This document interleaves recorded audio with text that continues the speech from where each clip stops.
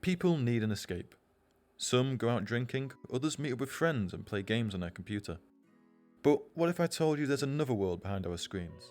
A world where people socialise, play games and have fun. A place connecting you with people from around the world in an immersive space at the tip of your fingers.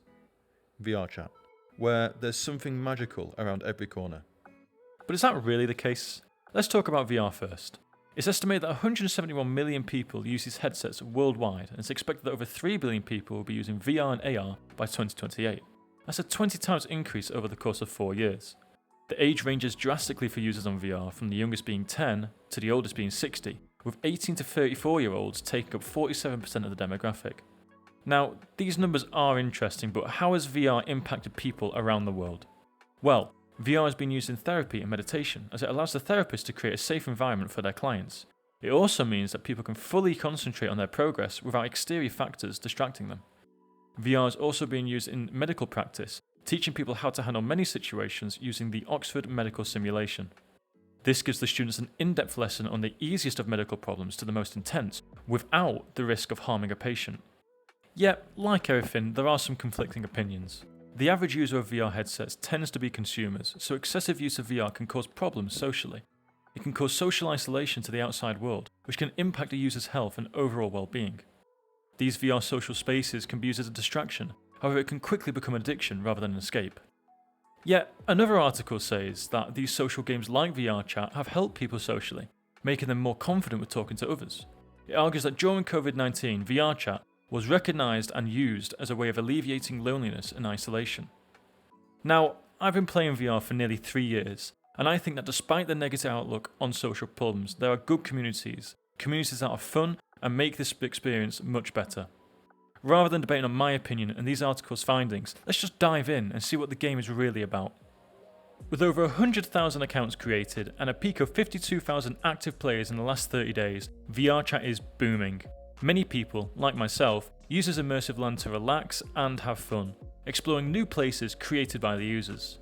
You can explore a cozy island, other planets, virtual art galleries, and even the backrooms. The possibilities are endless. Let's get out of here though, it's a little quiet. As for games, there's a wide range, from running around trying to find a murderer to surviving a zombie apocalypse with your friends. There are also worlds primarily dedicated to socialising with other users. The Pub, for example, a place to relax and conversate with new and interesting people from all over the world. It's clear, the game is full of creativity and immersive games, but what impact does VRChat have on the people who play it?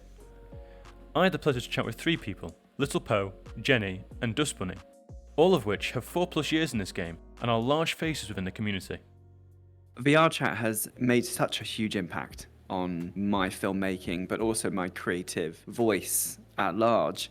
You know, I came into the platform whilst I was in film school, learning documentary processes, and I didn't quite realize at the time, but when I started experimenting with documentary storytelling in VRChat, making several short films, it really became a kind of creative playground for me to also collaborate with people on a global scale.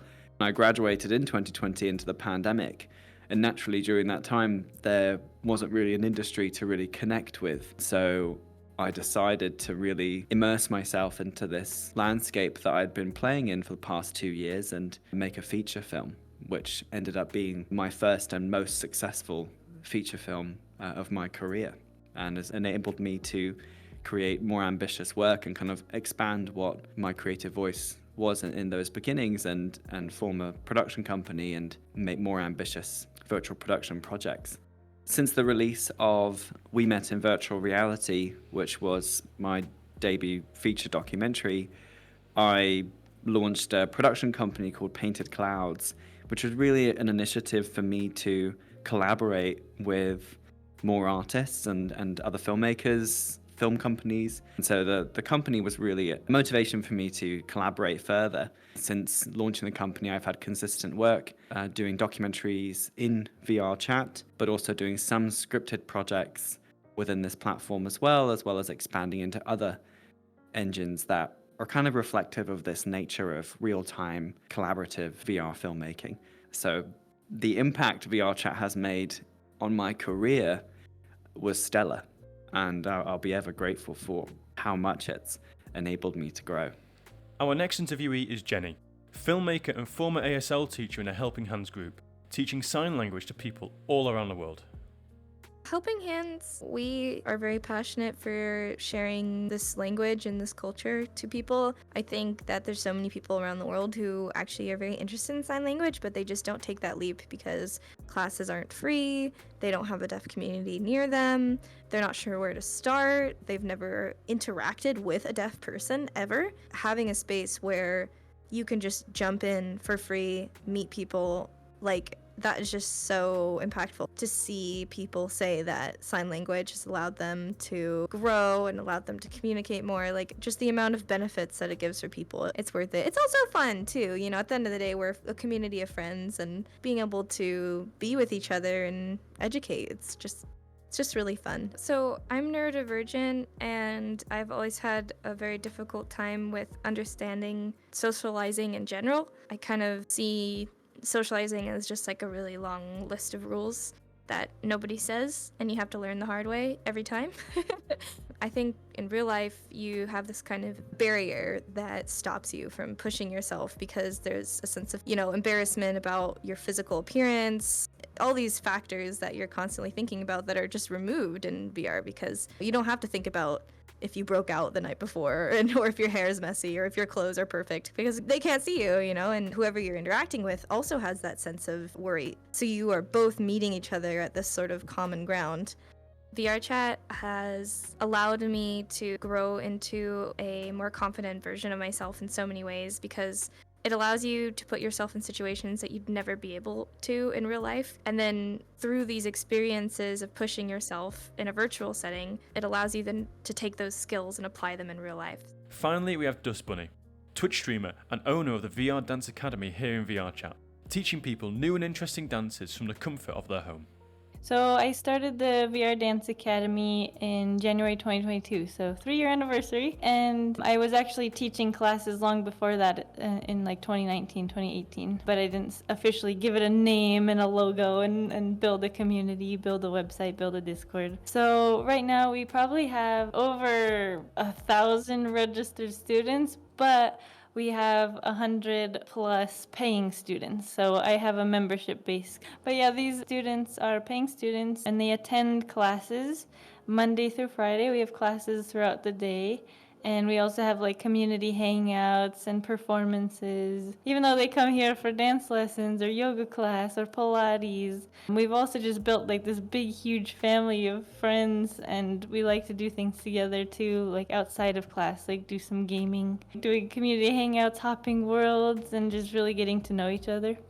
I think that people still judge in the online communities. I'm not going to say that they don't. Sometimes you'll run into people who are just here to be trolls, to meme around and not really make honest, true friendships. But yeah, I think it is easier because I always say this no matter who's talking to me, is it feels like you have a paper bag over your head in this game. You can kind of act and say whatever you want. It reflects you, but not really your true self if you are, trying to be someone you're not. But I just think that it's pretty honest interactions, though I'm sure there's some people out there that are not being so honest. But yeah, it's interesting. I think VRChat impacts people in so many ways, through their relationships, socializing, maybe even their own self-esteem, because you get to really express who you are and show that creative side of you. I think overall VRChat has a positive impact on people's lives because you can see people meeting other people from around the world, falling in love. It's a social platform. It's not just a game. It's life-changing for a lot of people.